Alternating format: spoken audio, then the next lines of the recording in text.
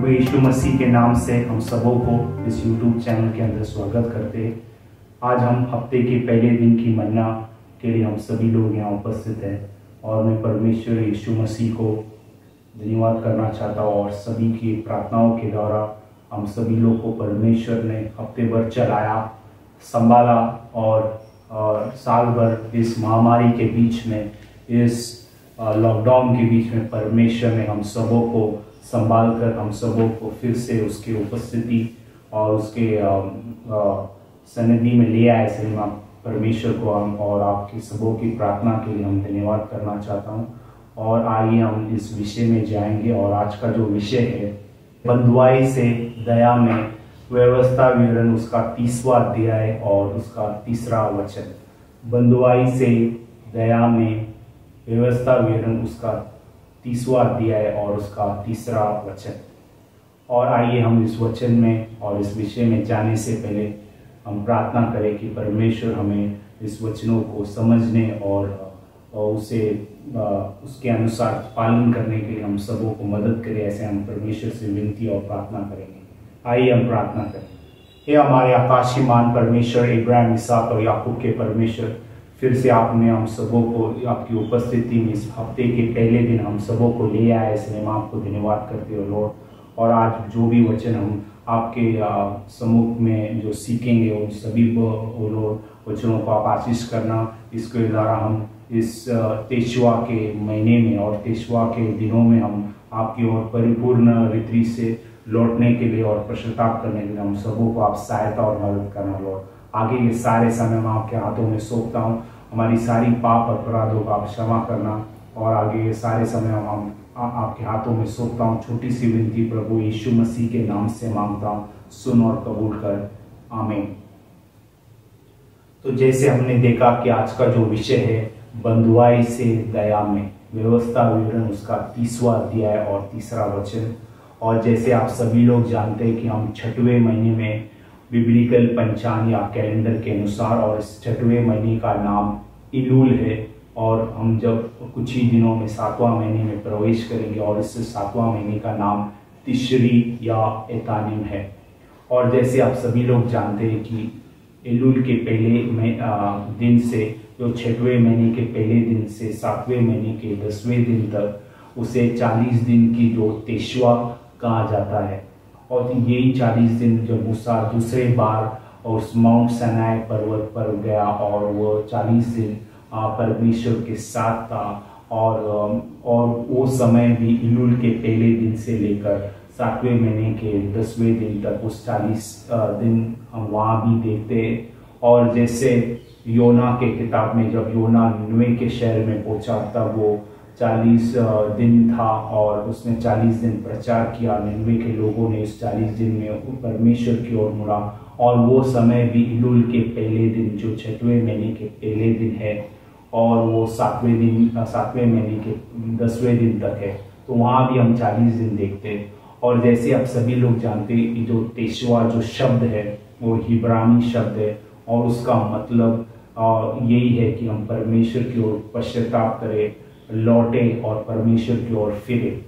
जैसे हम ये 3 शब्द बाइबल में देखते हैं, उनका जो हिब्रानी अर्थ है शुभ, या वहाँ से आता है शुआ, और वहाँ से आता है ये हिब्रानी शब्द तेशवा।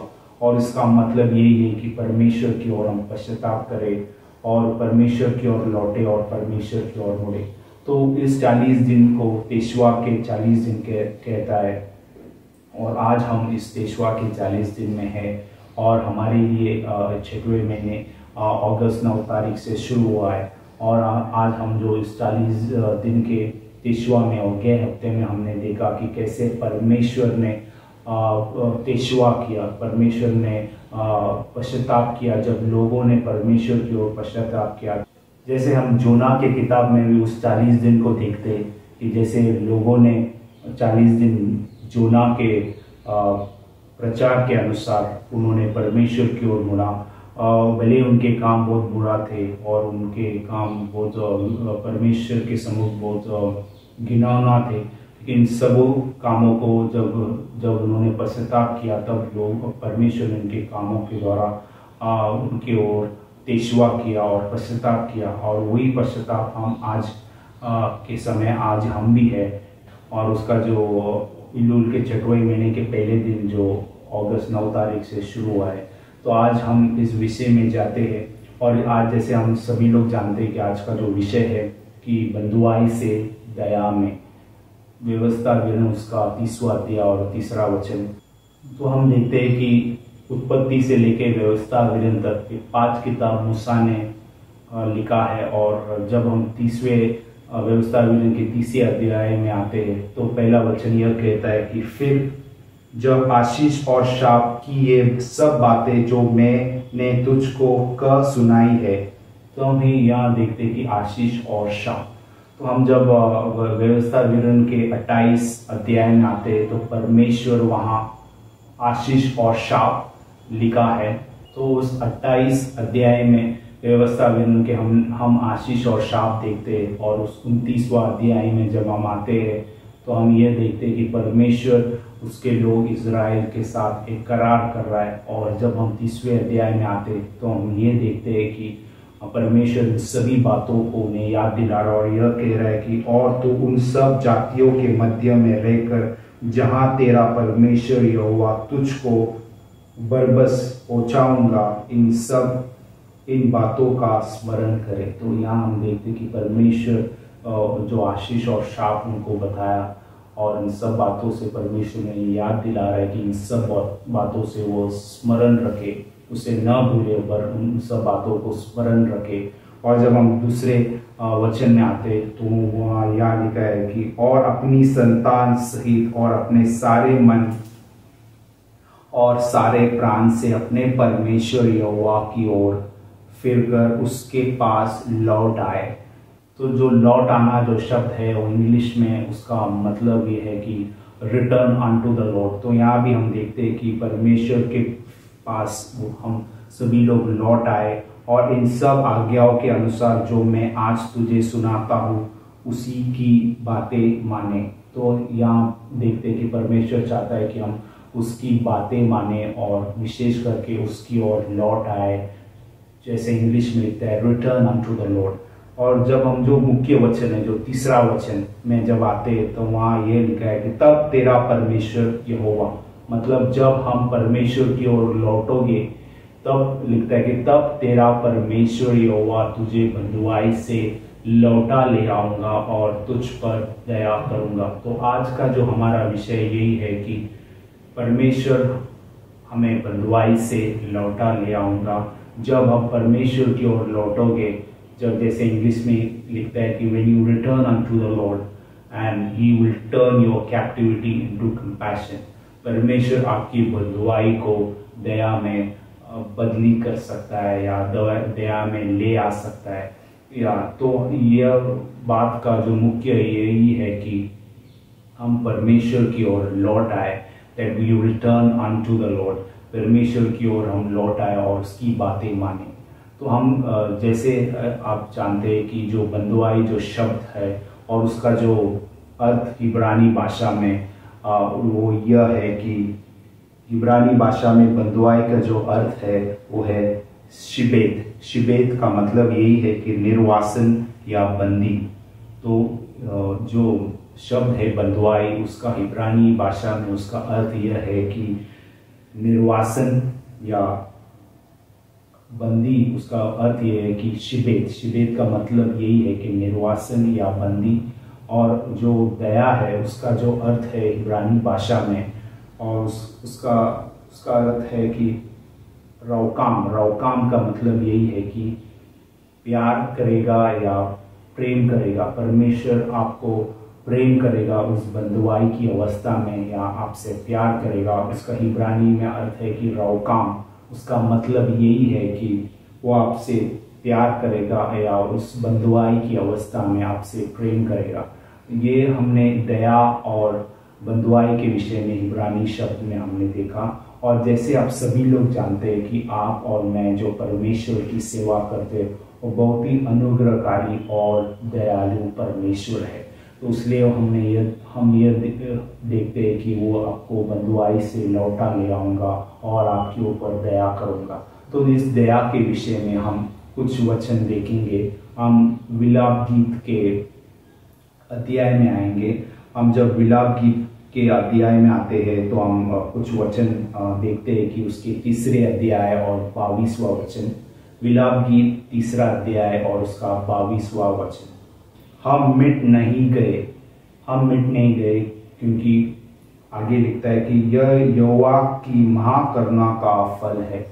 तो आज जैसे हम इस लॉकडाउन की अवस्था में और इस महामारी के बीच में, इस लॉकडाउन की चिंता और परेशानी के बीच में कई लोग इस दुनिया से चले गए।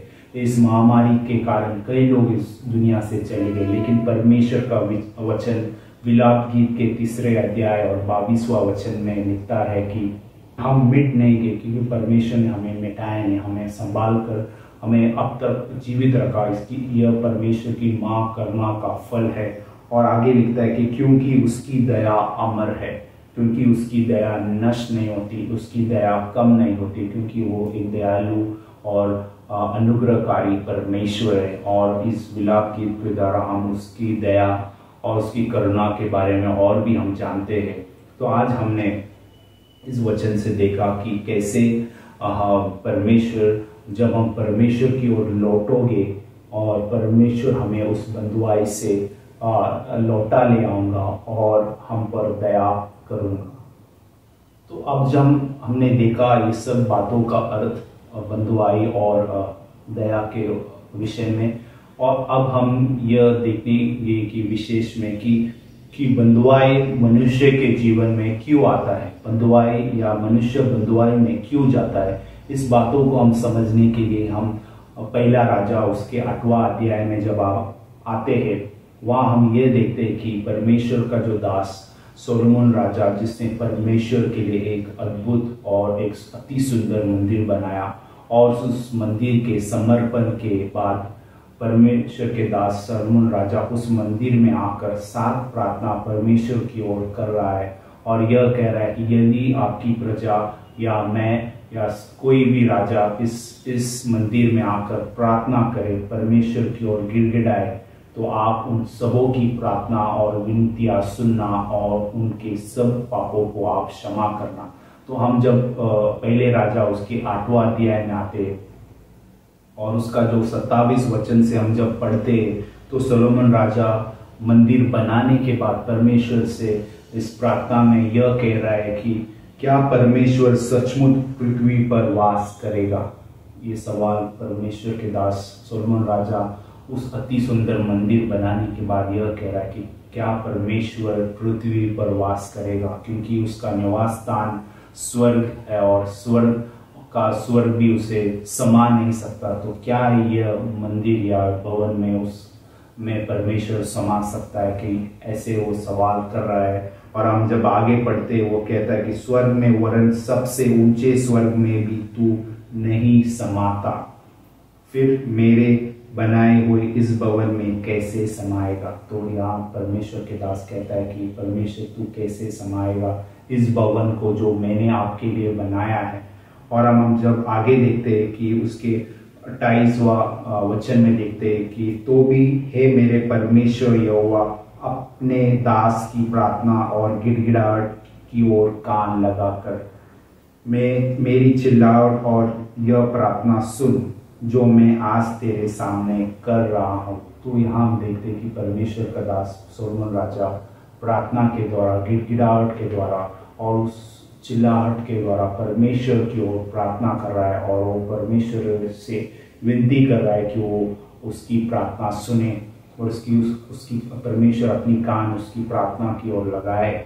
और हम जब आगे पढ़ते हैं 29वां वचन में कि तेरी आँख इस भवन की ओर अर्थात इस स्थान की ओर जिसके विषय में तूने कहा है मेरा नाम वहाँ रहेगा, रात दिन खुली रहे, और जो प्रार्थना तेरा दास इस स्थान की ओर करे उसे तू सुन ले। तो यहाँ हम देखते हैं कि इस जो भवन जो सोलोमन राजा ने बनाया और परमेश्वर उस भवन के विषय में यह कहा कि मेरा नाम उस स्थान पर हमेशा रहेगा और मेरी आंखें और मेरी कान उस स्थान की ओर की सभी प्रार्थनाएं की ओर लगी रहेगी। दिन रात। और 30वां अध्याय में यह वचन में यह कहता है कि और तू अपने दास और अपने प्रजा इज़राइल की प्रार्थना जिसको वे इस स्थान की ओर गिड़गिड़ा के करे उसे सुनना, वरन स्वर्ग में जो तेरा निवास स्थान है सुन लेना और सुनकर क्षमा करना। तो यहाँ हम देखते हैं कि परमेश्वर का दास सोलोमन राजा यह कह रहा है कि जब मैं यह प्रार्थना कर रहा हूँ और जब आपकी प्रजा इज़राइल इस भवन में आकर प्रार्थना करेगा, तब आप उन सबों की प्रार्थना आपके निवास स्थान जो स्वर्ग है वहाँ से सुनकर इन सबों की प्रार्थना सुनकर उनके पापों को आप क्षमा करना। तो आज हमारे लिए नए करार में यह क्या इसका अर्थ है? तो जैसे नए करार में लिखा है कि हम और आप परमेश्वर का मंदिर है।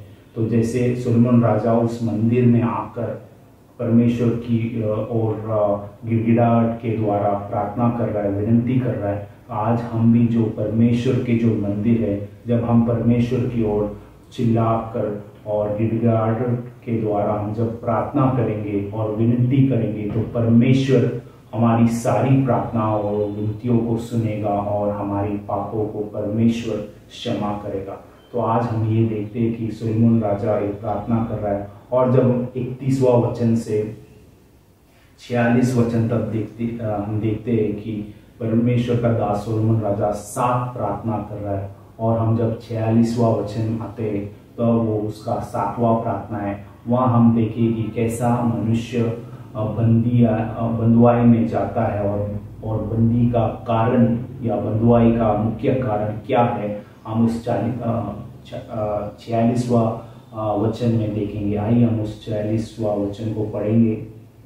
और वहाँ यह लिखता है कि निष्पाप तो कोई मनुष्य नहीं है, यदि ये भी तेरे विरुद्ध पाप करे और तू उन पर कोप करके उन्हें शत्रुओं के हाथ कर दे और वे उनको बंदी बनाकर अपने देश को चाहे वह दूर हो या चाहे निकट ले जाए। निष्पाप तो कोई नहीं है यदि यह तेरे विरुद्ध पाप करे। तो हम यह देखते हैं कि यदि कोई मनुष्य परमेश्वर के विरुद्ध पाप करता है और उस पाप के कारण परमेश्वर क्रोधित या गुस्सा होकर परमेश्वर उस व्यक्ति को उस शत्रु के हाथ में कर देता है, और इस कारण वो शत्रु उसे बंदी बनाकर एक स्थान या एक शहर में ले जाता है जहाँ वो बंदी बनाकर उसे रखता है। तो हम यहाँ देखते हैं कि इस बंधुआई का मुख्य कारण यही है कि हम एक व्यक्ति जब पाप करता है, पाप के कारण वो परमेश्वर को क्रोधित करने से परमेश्वर ही उसे, जैसे परमेश्वर ने योना के जीवन में उस बड़े तूफान और उस आंधी को ले आया, क्योंकि योना ने परमेश्वर के विरुद्ध पाप किया। जैसे योना ने उस परमेश्वर की आज्ञा को नहीं माना, तो जैसे यहाँ भी हम देखते कि परमेश्वर ही उस व्यक्ति को उस शत्रु के हाथ में सौंप देता है।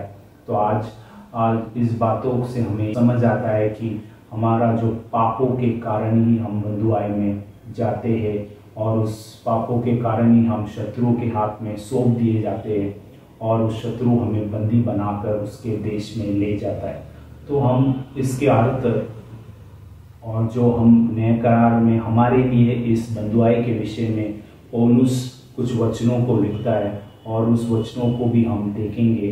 तो हम जब रोमियो की किताब 7वां अध्याय उसका 23वां वचन में आते हैं, यहाँ पौलुस कुछ बातों को उस बंधुआई के विषय में लिखता है। जैसे हमने देखा कि जुने करार में कि परमेश्वर ही हमें उस पाप के कारण और क्रोधित होने के कारण हमें और शत्रु के हाथ में सौंप देता है और वो शत्रु हमें बंदी बनाकर ले जाता है।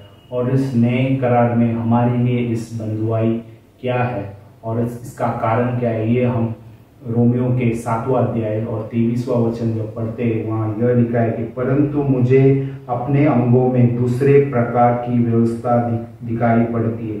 तो पौलुस यहाँ कहता है कि अपने अंगों में, अपने शरीर में दूसरे प्रकार की व्यवस्था दिखाई पड़ती है, जो मेरी बुद्धि की व्यवस्था, जो आत्मा की व्यवस्था है, जो बुद्धि की व्यवस्था से लड़ती है और मुझे पाप की व्यवस्था बंधन में डालती है जो मेरे अंगों में है। तो यहाँ हम देखते हैं कि हम एक पाप की व्यवस्था है और एक बुद्धि की जो व्यवस्था है, जो आत्मा की व्यवस्था भी कहता है, इस दो व्यवस्था के बीच में एक लड़ाई और उस अपने अंगों में वो महसूस कर रहा है और वो कह रहा है कि ये मेरे अंगों में इस लड़ाई हो रहा है। और जब हम पाप के व्यवस्था में होते हो तो हम उस बंधन में चले जाते हो। तो हम यहाँ ये देखते हैं कि पौलुस यह कह रहा है कि दो व्यवस्था के बाद जो उसके अंगों में लड़ाई कर रहा है, और वो पाप की व्यवस्था है और वो दूसरा है कि बुद्धि की व्यवस्था जो आत्मा की व्यवस्था भी है। और जब हम पाप करते हैं, मुझे पाप की व्यवस्था के बंधन में डालती है। तो हम जब पाप करते हैं तो हम पाप की व्यवस्था में जाते हैं और उस व्यवस्था के कारण बंधन या बंदी हो जाते हैं। लेकिन इसको और भी समझने के लिए हम रोमियो के 8वां अध्याय और उसका 2 वचन में यह कहता है कि क्योंकि जीवन की आत्मा की व्यवस्था ने मसीह यीशु में मुझे पाप और मृत्यु की व्यवस्था से स्वतंत्र कर दिया है। तो यहाँ हम देखते हैं कि जो आत्मा की व्यवस्था, जो बुद्धि की व्यवस्था है, और वो परमेश्वर यीशु मसीह में है। जब हम परमेश्वर यीशु मसीह को विश्वास करते हैं और आत्मा में चलते हो, तब हम उस आत्मा की व्यवस्था में आते हैं और इस कारण हम उस पाप की व्यवस्था और मृत्यु की व्यवस्था से स्वतंत्र हो जाते हैं, हमें छुटकारा मिलता है। तो जैसे हमने दूसरे वचन में देखा 8वां अध्याय कि पौलुस कहता है कि जो आत्मा का जो व्यवस्था है, जो परमेश्वर यीशु मसीह में ही है, और जब हम आत्मा में चलते हो तो हम शरीर के जो काम है उसे हम बंदी बनाते हो। और जब हम पाप करते हो तो हम उस पाप के कारण हम उस पाप की व्यवस्था के में बंदी हो जाते। और लेकिन जब हम परमेश्वर यीशु मसीह में विश्वास करते हो और आत्मा में चलते हो, तब हम आत्मा के व्यवस्था में आते हैं और हमें इस पाप की व्यवस्था और मृत्यु की व्यवस्था से हमें स्वतंत्रता और छुटकारा मिलता है। तो हमने जो बंधन हमने जूने करार में देखा, और वही बंधन के विषय में हम नए करार में भी देखा। और जब हम जूने करार में उस पहले राजा उसके 8वां अध्याय में हम ये देखा कि परमेश्वर ही उस मनुष्य को शत्रु के हाथ में सौंप देता है या उसे कर देता है। तो हमारे लिए इस नए करार में उस शत्रु कौन है? जब आप उस शत्रु के अर्थ देखते हो इब्रानी भाषा में जूने करार में, और उस शत्रु का जो अर्थ है उसका अर्थ यही है कि ओयाबे का मतलब यही है कि विरोधी, या इंग्लिश में कहते हैं कि एडवर्सरी। तो इस एडवर्सरी या इस विरोधी हमारे लिए नए करार में क्या है, इसको भी हम देखेंगे। हम पहले पत्रोस के 5वां अध्याय और उसके 8वां वचन में जब हम आते हैं, पहले पत्रोस के 5वां अध्याय और उसके 8वां वचन में जब हम आते हैं, पहले पत्रोस 5वां अध्याय और उसका 8वां वचन यह लिखता है कि सचेत हो और जागते रहो, क्योंकि तुम्हारा विरोधी, हमने जो शत्रु का अर्थ जूने करार में देखा कि शत्रु का अर्थ विरोधी है, और यहाँ हम विरोधी को देखते हैं, तुम्हारा विरोधी शैतान। तो हम यह देखते कि हमारा जो विरोधी है या शत्रु है वो शैतान है, और गरजने वाले सिंह के समान है कि इस खोज में रहता है कि किसको वो फाड़ खाए। तो हमें यह लिखा है कि सचेत रहो और जागते रहो। तो आज हम जब पाप की व्यवस्था में है तो हम शैतान की बंधन में या उस बंधुआई में जाते हैं, और जब हम परमेश्वर यीशु मसीह में और उसकी आत्मा में हम जब चलते हो, तब हम उस आत्मा की व्यवस्था और उस बुद्धि की व्यवस्था में रहता है। और जब हम उस बुद्धि और उस आत्मा की व्यवस्था में होते हो, तब हम उस पाप की व्यवस्था से और उस मृत्यु की व्यवस्था से छुटकारा मिलता है। जैसे निनवे के लोगों ने बुरा करने से परमेश्वर उनकी ओर नाश या नष्ट करने वाला था, लेकिन जब उन्होंने विश्वास किया और उस आत्मा के व्यवस्था में जब वो आए, जब विश्वास किए, तो परमेश्वर उस मृत्यु के जो व्यवस्था था उनको स्वतंत्र कर दिया और उस उनके ऊपर जो नाश था उसको परमेश्वर ने जीवन में बदल दिया, और जो मरण था उसको परमेश्वर ने जीवन में बदल दिया। ये बातों को भी हम देखते हैं। तो आइए हम और भी बात समझने के लिए आइए हम फिर से पहले राजा के 8वां अध्याय और उसका 46 वचन में हम आते हैं। तो हमने ये देखा कि बंधुआई का जो मुख्य कारण है वो हमारा पाप है, और अब हम जो 47वां वचन से और जो 48 है, इन दोनों वचन में हम 7 चीज को देखेंगे कि कैसा एक मनुष्य या कैसा उस इजरायली व्यक्ति उस बंधुआई से कैसे परमेश्वर की ओर से दया पा सकता है, या कैसे परमेश्वर से उस बंधुआई की अवस्था से कैसे वो दया में प्रवेश कर सकता है या परमेश्वर की ओर से दया पा सकता है। इन 7 चीज़ों को हम देखेंगे। तो हम जब 47वां वचन में आते हो तो हम उस 7 चीज़ों को देखेंगे। तो जब हम 47वां वचन में ऐसा लिखा है, और ये यदि वे बंधुआई के देश में सोच विचार करे और फिर कर अपने बंदी बनाने वालों का, तो हम यहाँ 2 चीज़ को देखते हैं कि एक है सोच विचार और दूसरा है फिर कर। हालांकि वहाँ पश्चाताप होना चाहिए। जब हम इंग्लिश में देखते हैं तो वहाँ रिपेंट है, बीटिंग एंड रिपेंट। तो यहाँ लिखा है कि सोच विचार और फिर कर। तो इस दोनों का जो शब्द है, दोनों शब्द का अर्थ यही है कि शुभ या शुआ, वहाँ से आता है तेशवा। तो हमारा जो पहला चीज़ है, हम सोच विचार करें और फिर परमेश्वर की ओर या पश्चाताप करें, वो हमारा पहला चीज़ है। दूसरा है कि हम गिड़गिड़ाए, या इंग्लिश में लिखते हैं सप्लिकेशंस, या परमेश्वर की ओर गिड़गिड़ाना। और तीसरा है से 5वां है परमेश्वर की ओर एक कबूली करना। तो हम जब तीसरा चीज़ देखते हैं कि वह वहाँ कह रहा है कि हमने पाप किया है और कुटिलता की है और दुष्टता की है। ये जो 3 चीज़ें परमेश्वर की ओर हम कबूली कर रहे कि हमने पाप किया है। इस बंदी अवस्था में जब एक मनुष्य अपने आप पर सोच विचार कर रहा है और पश्चाताप कर रहा है और गिड़गिड़ा रहा है और यह कह रहा है कि मैंने पाप किया है, मैंने दुष्टता की है, मैंने कुटिलता की है, ये हमारा 5 जो चीज़ें हमने देखा। और जो 6वां चीज़ है कि वही 48वां वचन में हम ये देखेंगे कि जो 6वां चीज़ है वो यह है कि संपूर्ण मन और संपूर्ण प्राण से तेरी ओर फिरे। वो है कि we return unto the Lord with all your heart and with all your soul, कि हम परमेश्वर की ओर लौटे। जो चीज़ हमने व्यवस्था वेदन में देखा कि तब का मतलब कि जब हम परमेश्वर की ओर परिपूर्ण मन से और परिपूर्ण प्राण से, संपूर्ण प्राण से हम जब परमेश्वर की ओर लौटोगे, तब लिखता है कि वहाँ व्यवस्था में हमने देखा कि तब परमेश्वर आपकी बंधुआई को दया में बदली कर सकता है। और 6वां चीज़ भी यहाँ वही है कि हम परिपूर्ण संपूर्ण मन और संपूर्ण प्राण से परमेश्वर की ओर लौटे, वो है हमारा 6वां चीज़। और वो 7वां है कि परमेश्वर की ओर हम प्रार्थना करें।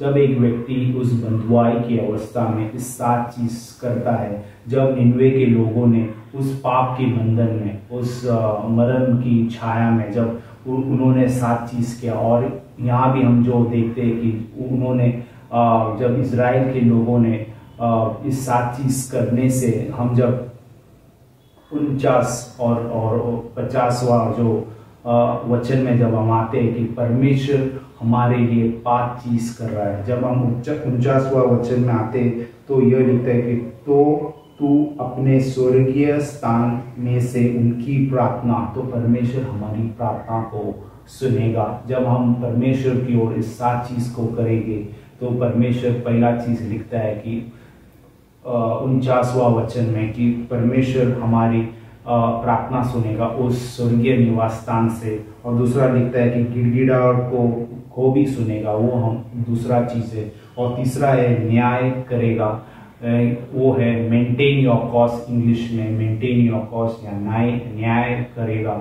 और चौथा चीज यह है कि वो हम सबों को क्षमा करेगा, और क्योंकि हमारे पापों से और हमारे अपराधों से परमेश्वर हमें क्षमा करेगा, वो हमारा चौथा चीज़ है। और 5वां चीज़ है कि हमारे ऊपर वो दया करेगा।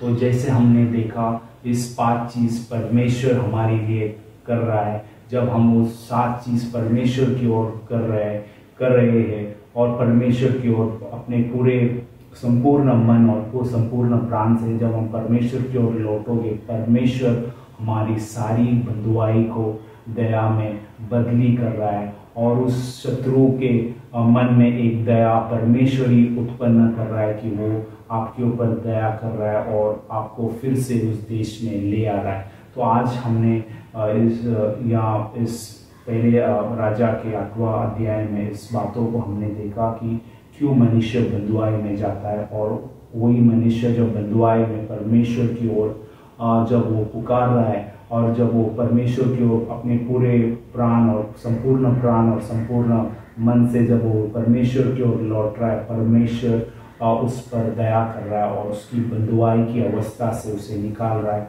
और इस बातों में के विषय में और भी जानने के लिए हम जब दूसरे इतिहास और उसका 30वां अध्याय में आते तो हम ये देखते हैं कि हिजकिय्याह राजा इज़राइल के लोगों को यह कह रहा है कि वो परमेश्वर की ओर लौटे। आइए हम 6वां वचन उसके बीच में से पढ़ेंगे। वो यह लिखता है कि हे इज़राइलियों, इब्राहिम, इसहाक और इज़राइल के परमेश्वर यहोवा की ओर फिरो और कि वह अशूर के राजाओं के हाथ से बचे हुए तुम लोगों की ओर फिरे। तो यहाँ हम यह देखते हैं कि हिजकिय्याह यह कह रहा है कि तुम इज़राइलियों को यह कह रहा है कि तुम इब्राहिम, इसहाक और इज़राइल के परमेश्वर की ओर फिरो तो वो तुम्हारी ओर फिरेगा या लौटेगा। तो हम जब दूसरे अध्याय और उसका 30वां अध्याय और उसका जब 9वां वचन में आते हैं तो यह कहता है कि यदि तुम यहोवा की ओर फिरोगे तो जो तुम्हारे भाइयों और बाल बच्चों को बंदी बना के ले गए हैं वे उन पर दया करेंगे और वे इस देश में लौट सकेंगे, क्योंकि तुम्हारा परमेश्वर यहोवा अनुग्रहकारी और दयालु है। तो यहाँ हम देखते हैं कि जब तुम और हम और आप सभी लोग जब परमेश्वर की ओर लौटोगे तो परमेश्वर आपकी ओर दया करेगा, उस बंधुआई की अवस्था से हम सबों को लौटा ले आएगा। क्योंकि जब हम परमेश्वर की ओर लौटोगे, क्योंकि परमेश्वर एक अनुग्रहकारी और दयालु परमेश्वर है। और हम जब अंत में पढ़ते और यदि तुम उसकी ओर फिरोगे तो वह अपना मुंह तुमसे न मोड़ेगा। तो यहाँ हम देखते हैं कि जैसे निनवे के लोगों ने परमेश्वर की ओर मुड़ा और परमेश्वर ने उनको बचाया और लेकिन परमेश्वर उनको नाश करने वाला था, लेकिन परमेश्वर ने उस मरण को परमेश्वर ने स्वयं निकाल कर उन सबों को जीवन में प्रवेश किया और उस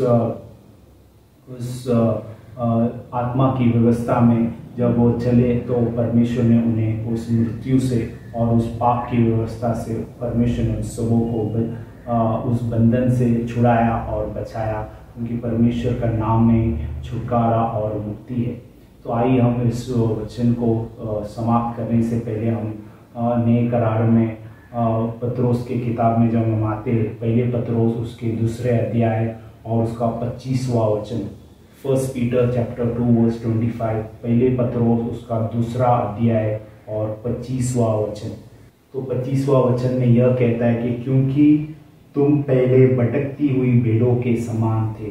क्योंकि सचमुच हम जब एक जमाने में पाप की व्यवस्था के अधीन थे और उसके बंदी थे, लेकिन परमेश्वर लिखता है जब हम परमेश्वर के ऊपर विश्वास किया और उस आत्मा की व्यवस्था में आए तो लिखता है कि परमेश्वर ने हमें उस पाप की व्यवस्था और उस मरण से परमेश्वर ने हमें स्वतंत्र किया। और यह लिखता है कि पर अब अपने प्राणों के रखवाले और अध्यक्ष के पास लौट आए हो। तो हमारे जो प्राणों के रखवाले और अध्यक्ष परमेश्वर यीशु मसीह स्वयं है और परमेश्वर लिखता है लौट आए हो। तो आज परमेश्वर चाहता है कि हम परमेश्वर की ओर लौट आए, क्योंकि वो हमारे प्राणों का रखवाला है। Is a bishop of our souls, Bible says. वो हमारा अध्यक्ष भी है और हमारे प्राणों के रखवाला भी है, और वो चाहता है कि हम परमेश्वर की ओर लौट आए। और जैसे हमने देखा कि जैसे निनवे के लोगों लौट आए, और हमने पहले राजा उसके 8वां अध्याय में भी देखा कि हम जब परमेश्वर की ओर साथ चीज़ करेंगे तो परमेश्वर हमारी बंधुआई से हमें निकाल कर उस दया की ओर ले आएगा। तो आज हमने इस बंधुआई से दया के विषय में देखा, और परमेश्वर इस सभी वचनों से आप सबों को आशीष करे। और विशेष करके आज हम समाप्त करने से पहले हम प्रार्थना करें उन सभी भाइयों और बहनों के लिए जो पीड़ा में है, जो तकलीफ में, जो बीमार में है, कि परमेश्वर उसके खाए फटके से उन सबों को चंगाई दे और उन सबों को जिलाए और खड़ा कर उसकी महिमा के लिए परमेश्वर उन सबों को इस्तेमाल करे। आइए हम अपनी आंखों को बंद करें और परमेश्वर की ओर दुआएं दें। ये हमारे आकाश के मान परमेश्वर, इब्राहिम, इसहाक और याकूब के परमेश्वर, विशेष करके हम आपको इस पहले दिन की मन्ना के लिए धन्यवाद करते हैं लॉर्ड। जो भी हमने आज देखा लॉर्ड, इस बंधुआई से परमेश्वर आप ही उस बंधुआई में सबको डालते हैं जब हम पाप करते हैं लॉर्ड, और उस पाप की अवस्था में, उस बंधुआई की अवस्था में जब हम परमेश्वर आपकी ओर लौटते हो अपने पूरे मन और पूरे प्राण से लॉर्ड, परमेश्वर आप ही हम पर दया करते हो लॉर्ड। और विशेष करके लॉर्ड आज इस समय में हम सभी लोग जो बीमार, तकलीफ, परेशानी और सभी पीड़ाएं में जो है उन सबों को आपके खाए हुए फटके से परमेश्वर आप उन्हें जिलाना लॉर्ड। जैसे आपने उन सबों के बीमारियों को आपने नए करार में आपने चंगा किया, और आपके खाए हुए फटकों से आपने सबों को स्वस्थ दिया और लॉर्ड अच्छे स्वास्थ्य दिया। इसलिए हम आपको धन्यवाद करते हो लॉर्ड। उन सबों के जीवन में आप कार्य करना, उनकी सभी पाप अपराधों को आप क्षमा करना, और उन सबों को आपकी महिमा के लिए आप खड़ा करना हो लॉर्ड। और आगे के सारे समय मैं आपके हाथों में सौंपता हूँ। छोटी सी विनती प्रभु यीशु मसीह के नाम से मांगता हूँ, सुन और कबूल कर, आमीन। तो आज हम इस विषय को समाप्त करने से पहले एक विशेष सूचना है कि जैसे आप सभी लोग जानते हैं कि अगला महीना जो 7वां महीना है, और 7वां महीने में हमारे 2 मुख्य पर्व है जो सितंबर 6 तारीख और सितंबर 16 तारीख को है। और सितंबर 6 तारीख को रोश हसाना जो हमारा तुरई फूकने का पर्व है, और सितंबर 16 तारीख को यौम किपुर और प्रायश्चित का पर्व है। तो इस 10 दिन में सितंबर 6 तारीख से सितंबर 16 तारीख तक इस 10 दिन की उपास प्रार्थना हम सभी लोग अपने घर में करेंगे। और इस जैसे आप सभी लोग जानते हैं कि इस पेशवा के 40 दिन की आखिरी 10 दिन है, उस सितंबर 6 तारीख से सितंबर 16 तारीख तक। तो हम इस दोनों पर्व को हम प्रार्थना और उपास के साथ मनाएंगे, और परमेश्वर की ओर पश्चाताप करते हुए परमेश्वर की ओर परिपूर्ण रीति से लौटेंगे। और फिर से मैं आप सबों को इस बातों को दोहराना चाहता हूँ कि सितंबर 6 तारीख से सितंबर 16 तारीख तक 10 दिन की उपास प्रार्थना है, और इस 10 दिन की उपास प्रार्थना हम सभी लोग अपने घर में करेंगे। जैसे आप सभी लोग जानते हैं कि सितंबर 6 तारीख को तुरई फूकने का पर्व जो रोश हसाना है, और सितंबर 16 को भी पर्व है वो जो यौम किपुर और प्रायश्चित करने का पर्व। इन दोनों पर्वों में इस 10 दिन की उपास प्रार्थना में हम अपने घरों में करेंगे। और इस वचन के लिए मैं परमेश्वर को धन्यवाद करना चाहता हूँ, और आप सभी लोग इस वचन को सुन रहे, और इस पेशवा के दिनों में हम सभी लोग परमेश्वर की ओर लौटे, और इस परमेश्वर हम सबों को हमारी बंधुआई से और निकाल कर परमेश्वर हमें उस दया में प्रवेश करने के लिए हम सभी लोग एक दूसरे के लिए भी प्रार्थना करेंगे। तो आज मैं परमेश्वर को आज और आप सबों को धन्यवाद करना चाहता हूँ कि आपने इस वचन को सुना इस YouTube चैनल के द्वारा। परमेश्वर आपको आशीष करे, और फिर हम जब तक नहीं मिलते परमेश्वर आप सबों को संभाले, चलाए, और उसकी अनुग्रह और उसकी कृपा में बना के रखे। Praise the Lord. Thank you.